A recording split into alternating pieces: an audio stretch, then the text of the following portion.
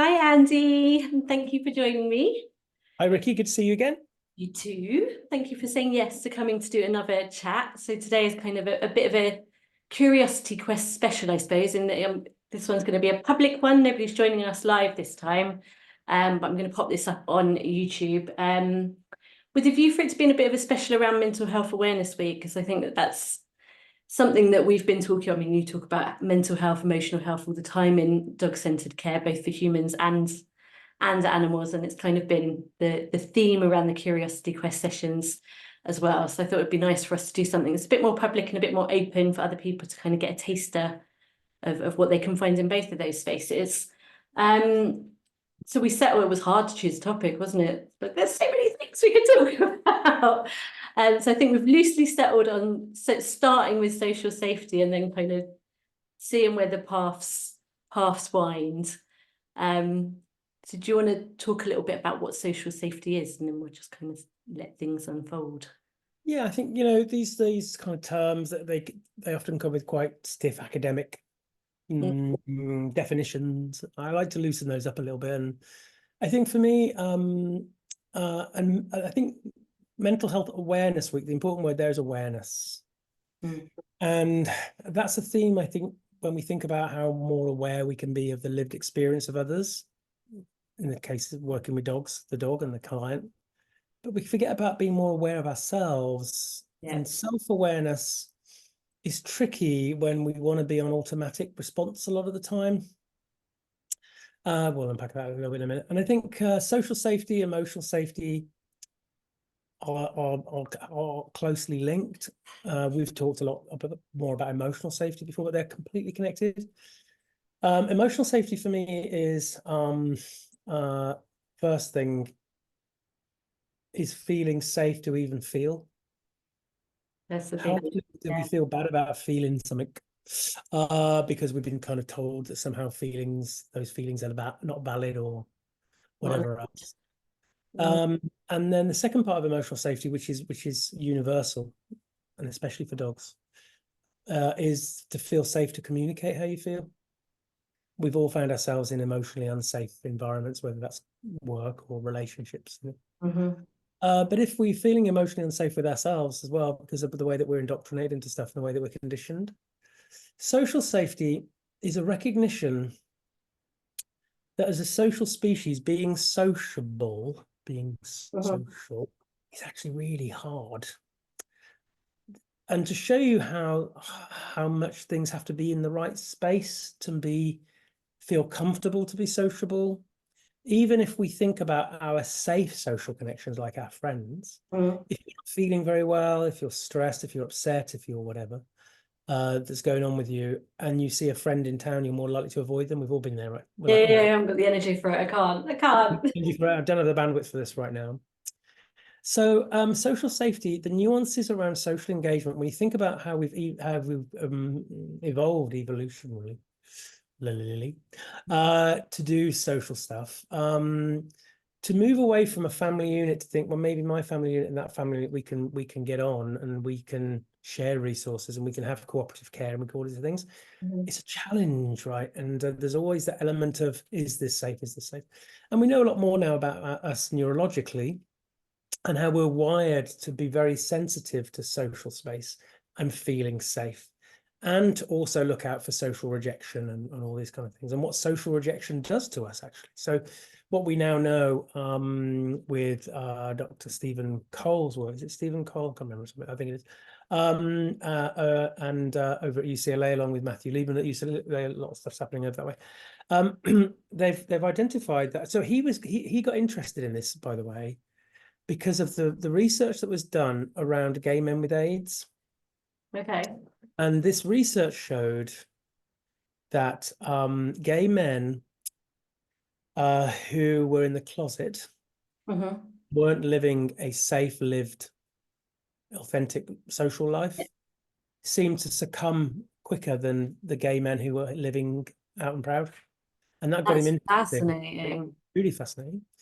So with his research that has gone on now, there's a lot of stuff here, and I can't remember the name of the other person that he's connected to, it's a great, the person who's done a lot of the research was with the other person. The book is called Loneliness, looking Okay. at the, but I'm pretty sure it's Stephen Cole. My brain's gone a bit nuts, but anyway, I'll if it comes to We'll it. look Anyway, it up and put the name in the caption. you must look it up. You must look it up. And in fact, I'm going to do it right now while we're talking, because I want people to have a look at this work.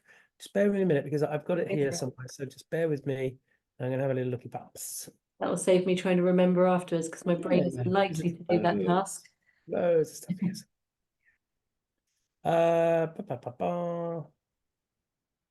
Stephen Cole. Is that what I said? Did I say Stephen Cole? Yeah, you did say Stephen Cole. Oh, yeah, Stephen Cole.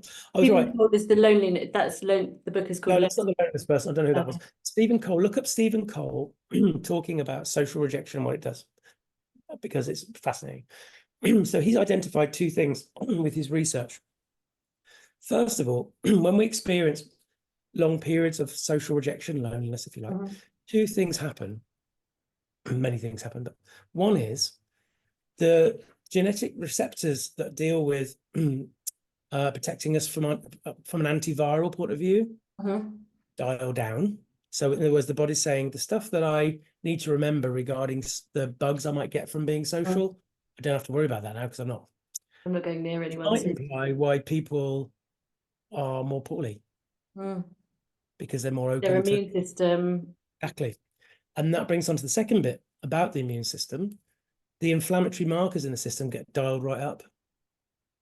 This And is in it makes response sense. to Being lonely, being to social rejected rejection. or being Yeah. And the body believing that it doesn't have fascinating. secure social connections. and this ties in with our understanding that people who feel safer in social connections have a different relationship with pain. That's been shown recently with new stuff. I think it's something as high as 25% more likely the people who are lonely to succumb to things like strokes and illnesses. So it makes sense. And if you think about it from a body point of view, if I was, back along in our evolution, I'm thinking, right, I don't have my secure social network, so I'm presuming I'm going to be more vulnerable to attack by that saber-toothed tiger or whatever it is. Whatever. So I'm less likely to be under attack from bugs that I might catch from somebody, social stuff, viral stuff, but I'm more likely to get, so my inflammatory markers go up too. It's fascinating. Anyway, that's all fascinating. So social safety is a big thing, and I think one thing we have to be trying awareness, or you and I have talked before, we have to start by identifying our connection to self and underneath all the layers of other stuff, because that's where we build our foundation from. And it is about finding self. It is about self-care. It's about self-compassion. It's about putting ourselves first. And that's what I do myself. I have what I call my care hierarchy. Top of that is me. Next is my clients. Well, me and my family, my husband and everything. Then my clients, because they pay my bills. Then other colleagues, and I spend a lot of my life supporting other colleagues in various ways. I've always done that. Whether it's setting up the emotional health support for the ICP back in the day, the first time that had ever really been done. When I was chair at Into Dogs, I offered the first free emotional health service for members that had ever been done in a member organization, for all this kind of stuff, because that's important to me. Then comes the dogs. Now, I think that should be higher, but for me, that's really interesting. Well, my own dogs are at the top, but actually, I have to think about how I give enough of myself. Remember, my clients and their dogs are at the top. But dogs more generally, I think if I'm supporting my clients, they pay my bills and their dogs. If I'm supporting colleagues, then more dogs get supported. And then the next bit is doing the advocacy work I do for dogs more generally. And then underneath that is actually being available to those who need, especially when I think about I talk to a lot of balanced diversity trainers when they get in touch with me. I don't reach out to them, but they come to me through my dog centre care network. So that's my kind of care hierarchy. I care for all, but I have to proportion it.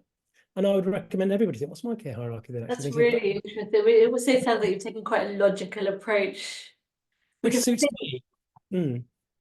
yeah, tying it back to that mental health in the community of people that we both work with in terms of positive, but highly empathetic, want to help everyone, often then leads to burnout, exhaustion. It's really common. And I guess quite a lot of the time, if we haven't got that logical kind of, this is the order that I'm gonna, prioritize, I suppose, where my energy and my emotional capacity goes, and then is that perhaps how we end up, I suppose, in that Yeah, absolutely burnt out and state. I would say it's almost impossible to have good boundaries unless you're aware of that. Mm, Because boundaries are important, because boundaries are not only what we let out, but what we let in. And so I'm thinking, right, where am I at the moment? What emotional energy do I have? I need to invest in that order a little bit, yeah, because otherwise I can't have good boundaries, because boundaries are recognizing, actually, I've only got enough for myself and my family right now. yeah, So in other words, I draw a temporary line there for a bit. yeah. And when I I was guess, poor, sorry, go on. I was gonna say, when I was poorly and people, there were some people, I get it, I really get, but they're like, I know you're not doing much at the moment, but, and I'm like, so I have to just remind them about the button to say, actually, I can't at the moment, but Yeah, I get that's when, in a couple of months or whatever. That's a boundary right there. It's not yeah, saying, oh, it's just saying I can't at the moment, yeah. because I've always drawn my line on that little care thing. And then so I think it's good to kind of prioritize sometimes, and that's fluid, it changes, and it's different for everybody. It's a good kind Some of people, benchmark get kind of guideline to have for yourself, I suppose. Particularly when you recognize that you're kind of like, oh, it's all getting a bit much. The thought process that then, you're already a bit exhausted, and the thought process that has to go into like, well, what do I say yes to? Where are those boundaries? I know certainly for me, my boundaries really only come into proper force when I'm on the brink of exhaustion. Then suddenly my boundaries are amazing. Before that, oh no, I can take on more. Just like fill the buffet plate. Let's go. And then when I'm getting close to the like, oh my God, I am exhausted. I can't like physically, emotionally. Then the boundaries are really, really good. so you and I need to have a chat off air about boundaries then, Ricky. Because that's many, I call it the boom and bust cycle. That's what Yeah. many times says it. For me, the foundation is this: really get to know self. I ask a question, who are you? And it's a fundamental one. And a lot of our own version of self, our belief in self, has been written by somebody else. So we have to reappraise that. Then we build a healthier self-esteem from that, which is about self-compassion. It's Mhm. about reevaluating things, changing our relationship with things like guilt and shame. Thinking about the other parts of us. So we've talked about Bob before, which is what I call my more defensive part of the brain. It's the chimp part of the brain, if you like. The Chimp Paradox is a great book on it. And then also recognizing the other part, the flip side to Bob, which is our ego, Mhm. because our ego wants to be seen and it can drive us forward, and we can lose control of our ego if we're not careful. And we have to learn to change our relationship with both. And it's not about dismissing. It's not about, especially Bob. I love Bob. Bob wants to keep me safe, but it's not always very rational. We have to make sure that we learn, and we have to learn this. It's not easy to ensure that we're not always having our responses driven by ego and Bob, Yeah. because that's important, and that we have to just learn that over time. So then we're in a better position now to have boundaries and think, okay, I know this now, and my boundaries are what I let out and what I let in, and there are non-negotiable boundaries and there are negotiable boundaries. It depends, and we learn those things. Having that care hierarchy, for example, people might think, well, why are the dogs so low down? It's because I know that's one of my weak places. So I could easily stay so stressed on social media, trying to challenge everything, the writing reflex, which we've talked about before, this notion I must put everything right. Yeah. I could get myself into a real pickle. So I think about my care hierarchy. When I'm feeling well, when everything's going well, and I've got enough capacity, it's all of equal measure. I've got plenty of space for it. When I start to feel, I'm struggling a little bit, can feel a bit of that compassion fatigue maybe creeping in, because I need to look at self-compassion. I Mhm. start to bring up that little drawbridge. I think, well, I haven't got space for that. And I definitely haven't got space for some of the very deep dog advocacy that I do. I get involved in quite big stuff, actually. So I need to just draw that line for now, but while still trying to support my colleagues, which is a big passion for me, and my clients because they pay my bills, and myself. And sometimes that line just keeps coming up until, guess what, it's just me. Even sometimes I need to say to my husband, I can't do this right now. Yeah, So I think it's a healthy thing, isn't it?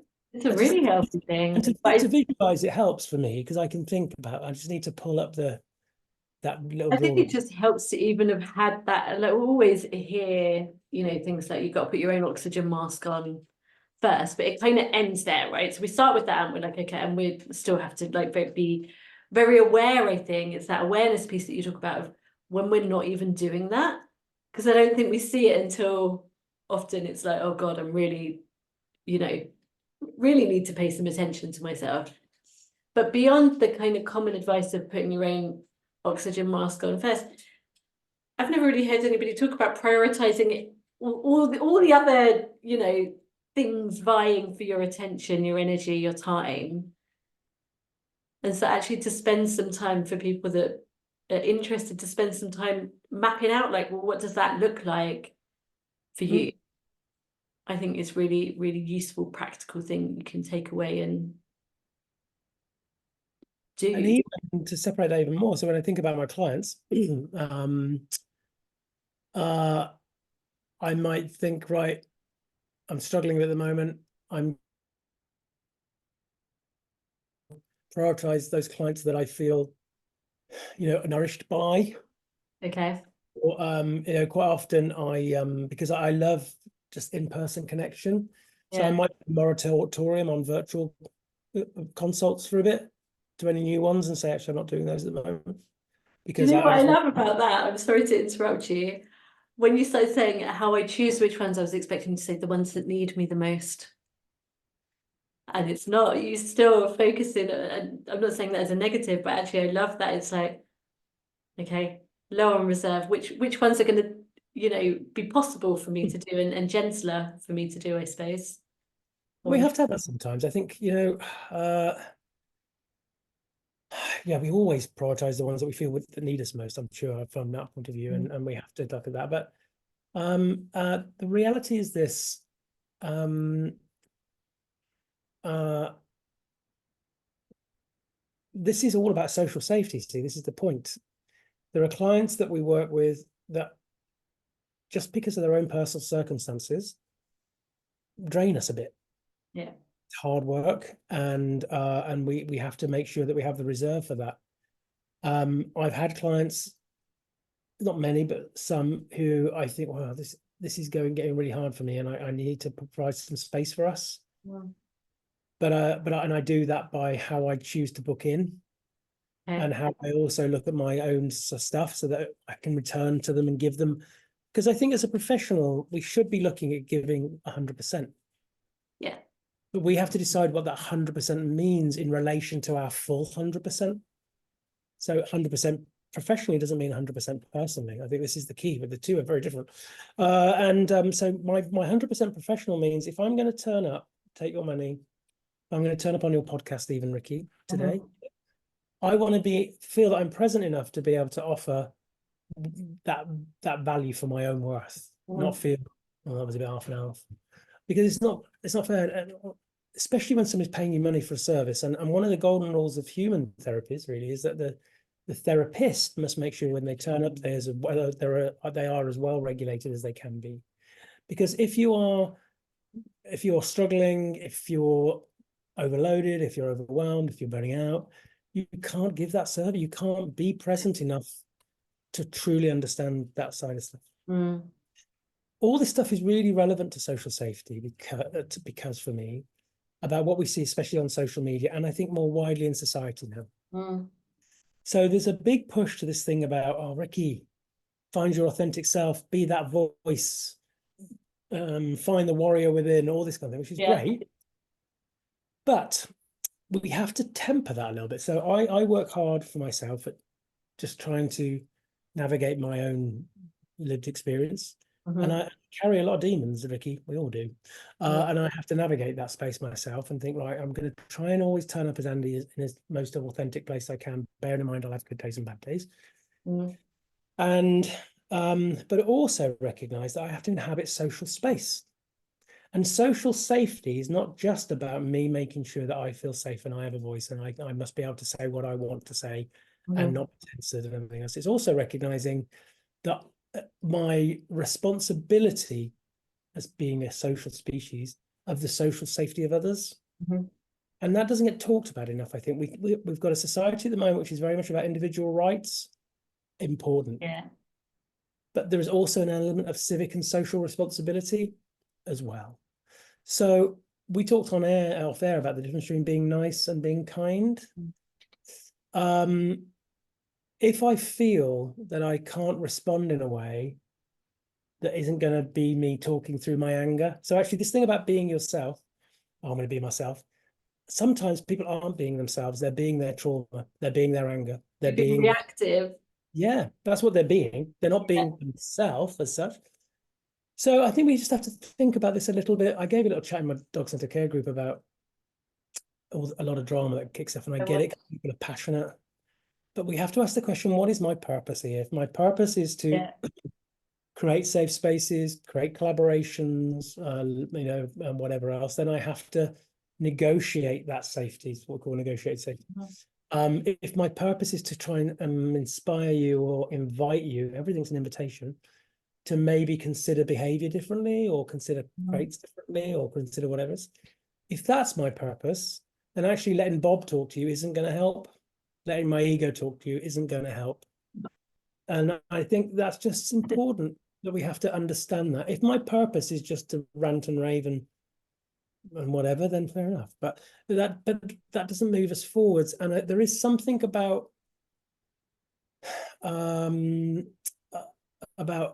us as a force-free community that can struggle with that tempering a little bit sometimes, I think. And I say I totally get it because we're passionate. Yeah. But it's our purpose. Do we really think that person's going to think, oh yeah, totally sorry, I got it wrong now, I'll completely change my mind? They're not. They're probably be entrenched. They're going to be put off the message. And it's going to make us look as though we're not able to inhabit social space in a way that we can communicate and debate.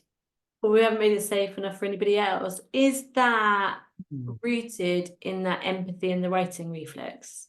100%, I think. Like you're responding in, you feel very deeply, you've been triggered, let's say, by whatever it is that you've read, it hits you emotionally, and you feel compelled to, maybe you should explain what the writing, I realised that we're talking about Bob and the writing reflex as though people have heard of these things before, so maybe we should explain them. Well, Bob, there's part of our brain that is very defensive, a bit paranoid, very much about our safety, wants to tell us don't you're not good enough, or they're laughing at you or whatever. And there's a saying which is feelings are not facts always. But Bob, I like to name that part of the brain because it reminds me that it is part of me, but often voices that are fed into Bob that aren't about me. That's the unhelpful teacher at school. Coming from other places. Believe that now. Yeah. The wonderful Shay Kelly, who I adore, shares this publicly. So if you're listening, Shay, but he was told at school he'd do no good, so he didn't until he did, and he's got 3 bloody degrees now. Excuse my language, sorry. Yeah. And he's proven that wrong, but it's a shame. So we have to understand Bob. Bob just wants to keep us safe. Bob, stop. So we could put out an article of 100 positives, 1 negative troll. Bob will focus on the troll. If Bob takes over, if Bob drives our response, we'll never post anything ever again. Yeah. Because Bob is about the fear of, and say he wants to keep us safe. We need to listen to Bob sometimes because Bob's right sometimes. And you can call your own. And when I talk about this stuff, it's amazing how many other people have named their own part of the brain. And that's fine. Ego is about, as I say, about wanting to be seen. And the bigger the ego gets, the more that it's about us. And that's where we come into the Gollum stuff. About before. The writing reflex is the darker side to empathy, really. So empathy, and we've literally had world wars on this stuff because one of the byproducts of becoming sociable, because it's hard and we're going to think, we've all been stung by we think we're in a safe social space, and then they've turned not out to be, and it's devastating. We're talking about this off air actually about another thing. So the brain will automatically seek the them amongst the the us amongst the them, and that's what we call othering. It's completely normal, and it's very easy just to other, and of course we do that in the dog training world. We because of the training methods, and we can even other now because this is the difference between beliefs and value systems, and we must remember this in the force-free community. We all share pretty well the same value system, but our belief systems might be different. I might have a different belief to you around crates, around head collars, but it doesn't mean that I am lesser than or you are lesser than. And we must remember that our value systems remain the same. And we're just on different journeys and different views and different elements of growth. And it's humbling. We should try and remember that with our conversations. And if I feel passionately about my belief and I want to invite you to, I think, reconsider yours, I need to do that in a way that you feel is an invitation, not that you're being judged. Exactly. It feels safe. So so the writing reflex then is when we empathize with those that we see as the us, against the them. Our writing reflex means I must go in and put it right. We were talking about this off air, of course, about some things that we're talking about where part of us, having heard somebody else's story, we want, that's really outrageous. I wish I could put it right, but we have to temper that and think, well, actually, it's not my story though. And actually but so what happens on social media, then somebody will write something, sometimes it's about somebody else or whatever else. People think, oh, that feels a bit like my story, and I empathize, and I'm going to dive in, and that's the writing reflex. So, but this can also happen when we see a post that we think, right, that's wrong, or that's this, I must put this right. And I understand that, and that part of the writing reflex is actually part of the social condition, because it's like we need to come together, and we're stronger together, because that's the whole point of being social, cooperative care, right? Which is fine if you're suddenly thinking, oh, they're all going to get eaten by a tiger, let's go together. I get that. But it's not problematic on social media if our actual purpose is to elicit change in our sphere. We have to understand that maybe that approach is not likely to. We end up with more polarized views. We see this in politics, we see this in religion, we see this in more widely. It's not a dog training thing. So it's really important that we understand the third bit of this little trinity in us. We've got Bob, we've got our ego, which is our cognitive self. And I'm so passionate about us understanding self more, understanding self, connecting to self, and allowing self to have the final say. Listen to Bob, listen to ego, but we can change our relationship and not let these things drive our responses. Now, I see a lot of people say, oh, you know, being compassionate, trying to be kind, or whatever it is, it's just a bit snowflakey, a bit wishy-washy. But do you know what? For me, it's the pinnacle of human evolution. Anybody can just give in to Bob. Anybody can just let Bob take over, and it happens a lot. So on social media, then we see a lot of people, Bob's a lot of people's egos, and it's not very helpful. If we truly want to elicit change, I think that's the key. But we have to decide. That's the point. Nobody's going to hear you. If it's that, what's the purpose? Do you want to release the anger that just bubbled up inside you when you read that? Are you going to feel better just having a... Is that your goal? Or do you actually want to change minds or invite people to consider another perspective? Being ranty, ragey, judgy is never going to have the person on the other side feel safe enough to even ask any more questions, to explore it, or to share anything, their experiences. And this leads back to the conversations that we've had before. We're making assumptions about people, and we're not allowing enough of a conversation for somebody to actually have a chance to learn about something new or an alternative way of doing things. And the more aggressive, or the more we let that rage lead the conversation. I understand why the rage is there. It's particularly with some of these posts that we're talking about, they're very emotive, and we feel them physically, some of us, and it's hard. But if our real purpose and goal is to actually shift things, which I hope is what we're all trying to work towards, then letting ego have his say and Bob have, oh, look at that, I called them male, sorry. His or her say, or his and her say, and then allowing yourself time, I suppose, to process that before. I think we're very knee-jerk, aren't we? Very quick to, I do it immediately. I won't give myself time to diffuse and process before.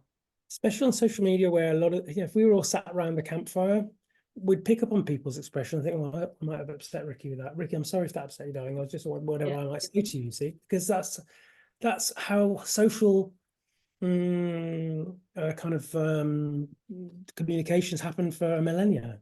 Now we're behind a keyboard, and you can see the difference. If somebody cuts you up in the car, you're more likely to flip them the finger and it go on. If somebody bumps into you in the supermarket, you don't, because you can communicate. So I think, but the big thing for me is, for professionals, I think there is even more of a responsibility for us as a professional. So I'm accredited with InterDogs, and that's part of the charter, and I look at all the kind of stuff that's there around professional conduct. Even if I wanted to, I'd think, well, actually, I could probably get done for that. Okay, that's interesting. We seem to have forgotten those professional conduct things nowadays. It used to be a big thing back in the day that we wouldn't directly, we could always challenge methods and tools, but I wouldn't say, do you know about Ricky? Yeah.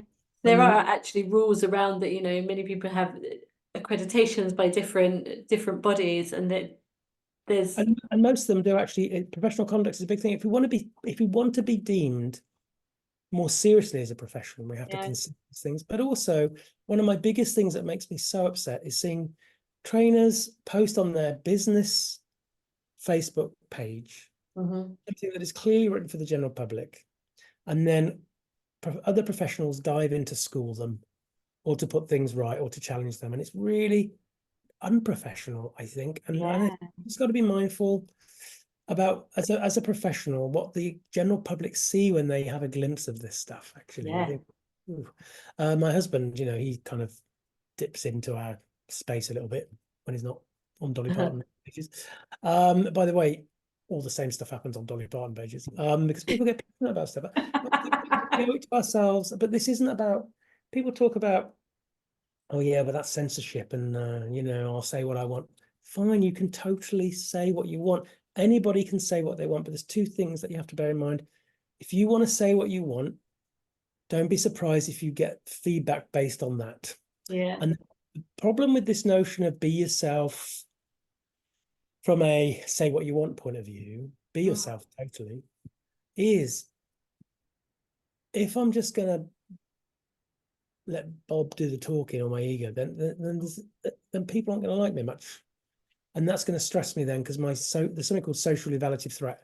I'm going to feel social rejection a lot, and that means I'll put up more instead of boundaries, I'll have barriers, and then I'll wonder why I keep being blocked from groups or all the kind of usual stuff. Why are they all against me? Why do they don't want me to have a platform? They don't want me to be visible. They're threatened by me, is I imagine the kind of stories that go along. It doesn't mean we can't say what we need to say sometimes. It's just thinking about that purpose. And as I say, well, I definitely isn't. I'm not here to say to anybody they can't say what they can, what you like. But you will get the feedback from the social space around you, even virtual social space, about that. I think about, I can only talk for myself really, but I try and educate. I set up Dog Centre Care platform as a platform to look at what lies beyond the usual training parameters.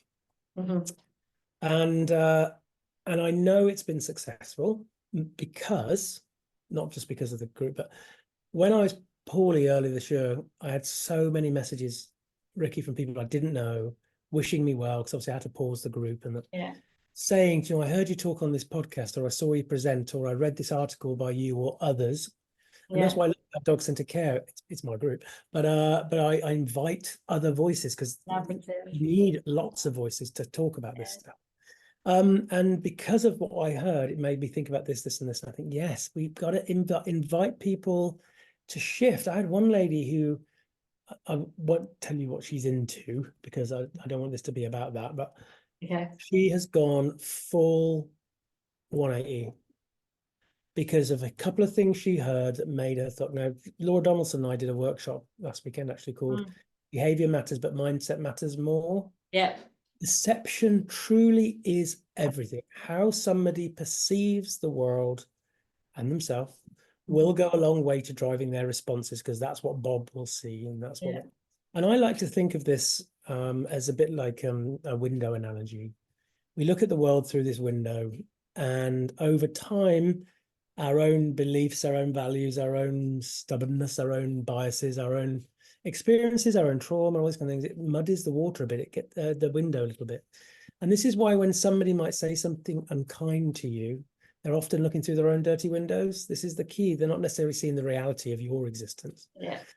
So we just have to be aware. We talk about this right at the top of the thing, which I was trying to finish off really. Yeah. Social safety, there's a big element of being aware of our own window that we look through. Yeah. And are we looking at stuff through something that's a bit mucky sometimes? And especially when Bob's involved, that's for sure. But so I think it's just, we just need to think about stuff. If we find ourselves finding it really hard to navigate, especially social media, without being angry and without putting stuff out, there are other questions we need to ask about ourselves then, about how much self-care we're giving and what some of those internal wounds are actually. Yeah. We all like a good rant sometimes, but this is the thing about good boundaries. It's not just about what we let in, it's about what we let out sometimes. And thinking, I really want to share this, but is it appropriate right now? And what's my purpose actually? Especially as a professional. We're supposed to be professionals inhabiting professional space. What I put on my own timeline, on my personal line, I put all sorts of stuff on there. Yeah. Stuff. And you know what? Some people, because of my sense of humor, might be offended by some of it. I'm sure they are. But that's fine. This is the thing. It doesn't mean it's offensive. It just means that they were offended. They were offended. But that's my personal timeline, and you can choose to be on it or not. But dog centered care, train positive, when I talk on things, I'm very aware of these things. It's that awareness, I think, of what we're trying to do. It is, I think the awareness is the big piece, and that's stopping before letting, it can be very cathartic in the moment, can't it? When we let that rage or that Bob take over in the moment, that feels good. I guess we kind of get a release, but being able to stop and allow time to process and think and have that awareness. You can't have awareness in a rush, can you? And I think, we're kind of being trained by social media to be more and more social media and life, right? I can get everything delivered tomorrow by Amazon. I can scroll if that video takes too long to load, or that person doesn't get to the point quick enough, I'll move on to the next thing. So we're kind of, I guess, more and more being trained to be more reactive, I suppose, as it were, more impatient. And actually, we talk about this a lot for dogs and for humans, that slowing down piece, so that you can have that awareness and that cognition around, like, well, what actually is the purpose? What do I want to achieve here? Do I want to engage at all? Like, actually, you don't have to. And do I feel safe, actually? And is it safe?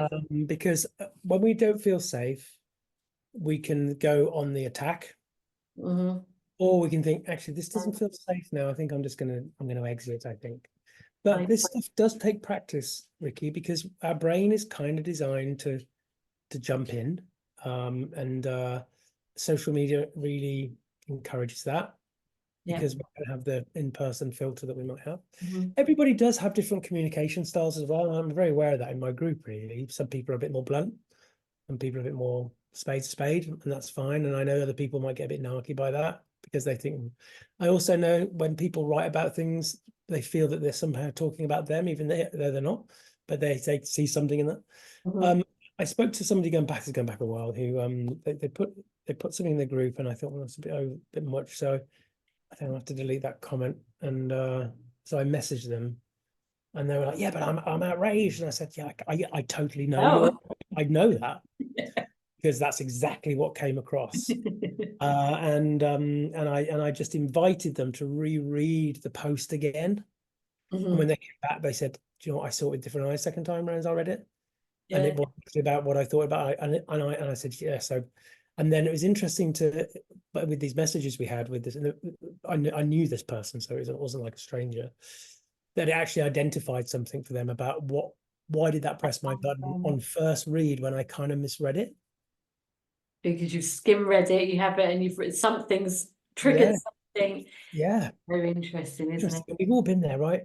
Yeah. I remember what happens to me a lot with my husband. I'm thinking, oh, you said this, and actually I didn't say that. And I'm like, no, maybe you didn't actually. But this is the thing about confirmatory bias specifically, and especially if Bob's already a bit in the fall.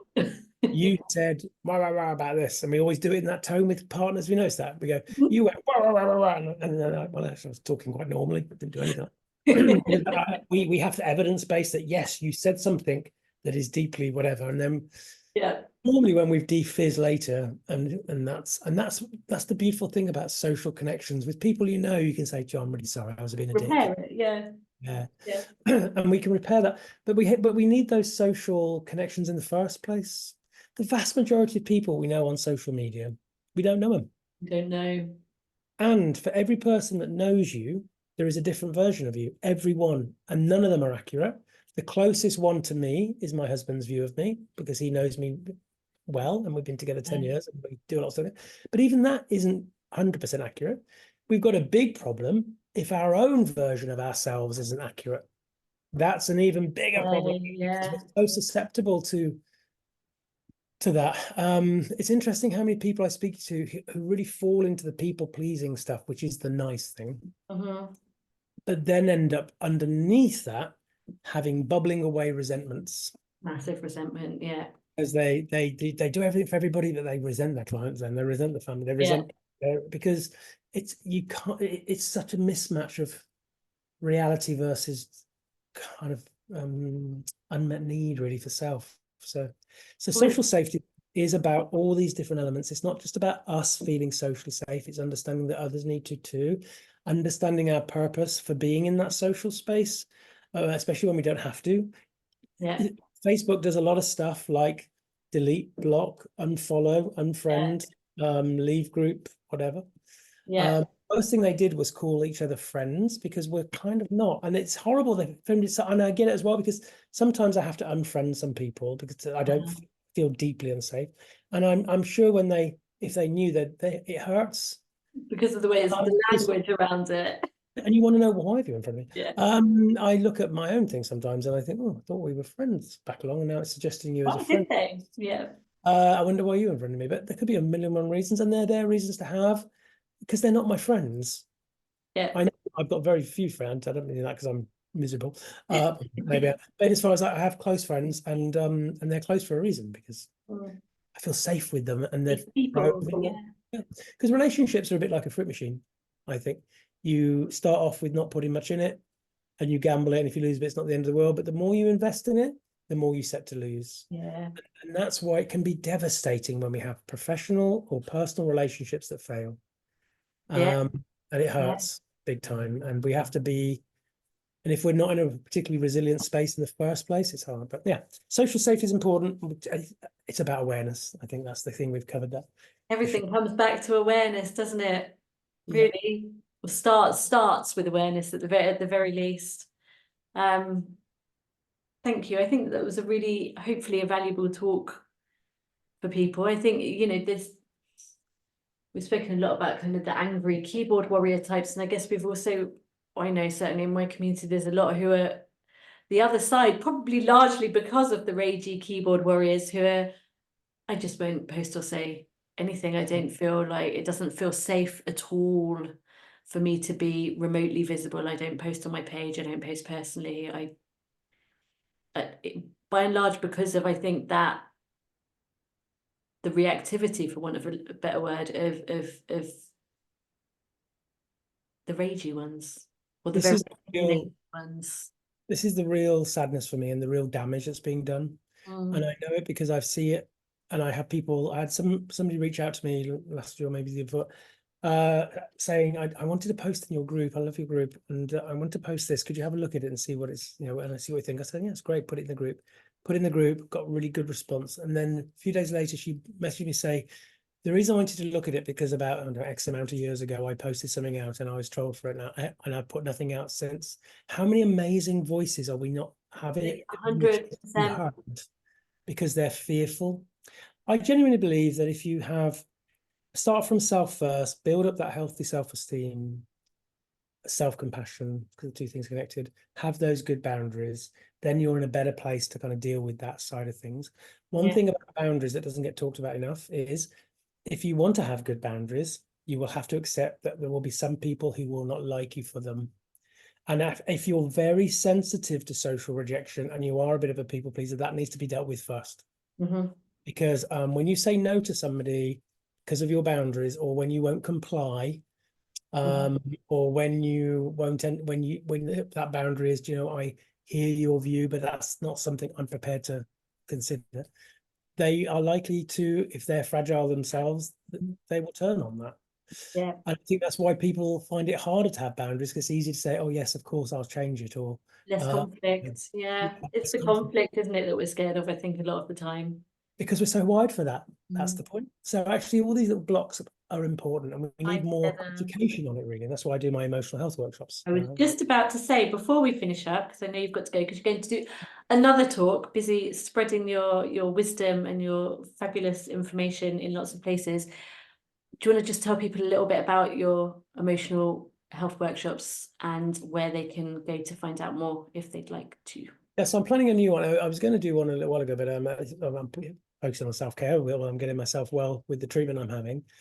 So I'm actually doing an in-person one, Amber Batson's new place, which is going to be amazing. So that's cool. I'm excited about that. I think there's a couple of places left. You have to contact Amber Batson.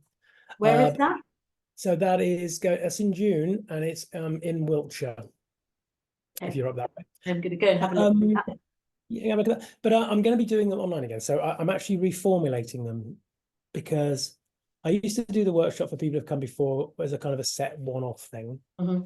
That anybody who's come, anybody who's given me feedback, I've said, wow, that's amazing. It's really made me think about stuff, and that's the point. Yeah.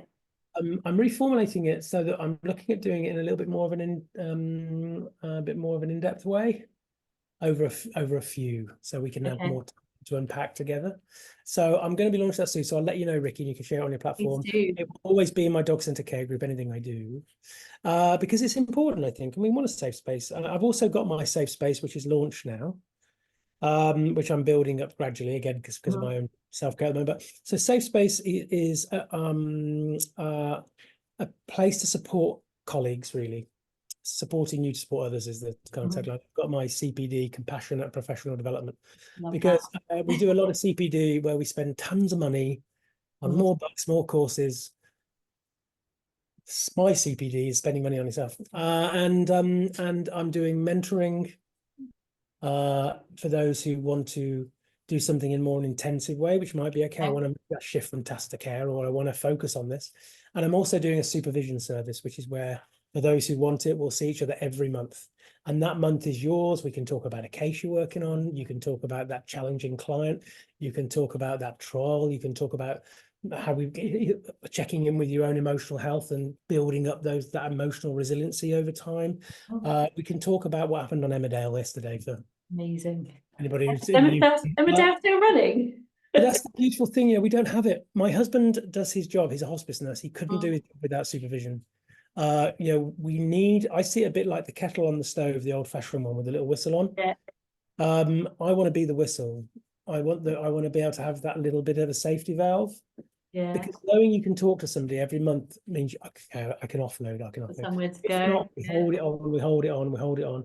Especially what I call the quiet majority, which is what you were talking about earlier. Those colleagues who just think, don't want to get involved with the drama, and I keep my head down and I just keep working. It feels lonely. We go through boom and busts. When we have the bust, that's when we're thinking, I can't do this anymore, whatever. And then we remember the bits that we enjoy, and we build up again. And actually, I really enjoy this again. But we don't have to be on that roller coaster. We just don't. So that's safe space. And you can find that out on my dog centre care website, which I'm just redoing, but dogcc.org. You can learn a little bit more about that as well. But I'm just building that up. But yeah, there you go. Amazing. Thank you. I will put the links in the description below to all of those places, including your Facebook group.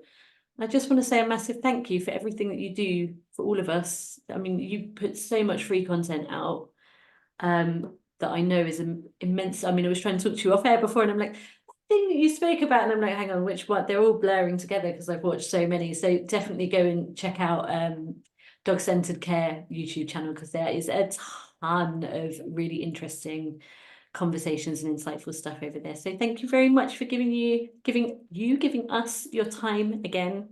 Massively appreciated. And hope to speak to you soon. Thanks, Vicky. And I think what you're doing is amazing too. So, Thank you. bras all round. Hurrah! Bye. See you.